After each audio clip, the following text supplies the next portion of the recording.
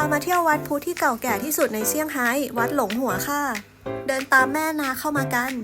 นี่เป็นเจดีย์สูง7ชั้นเป็นจุดไฮไลท์ถ่ายรูปของวัดเลยค่ะวัดนี้มีอายุมากกว่า 1,500 ปี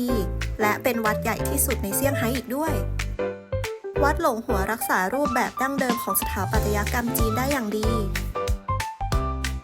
ที่นี่เป็นสถานที่สำคัญสำหรับพิธีกรรมทางศาสนาค่ะแถมที่วัดยังมีพระพุทธรูปประดิษฐานจำนวนมากนอกจากนี้ยังมีรูปปั้นเจ้าแม่กวนอิมพันมือให้กราบไหว้กันด้วยค่ะ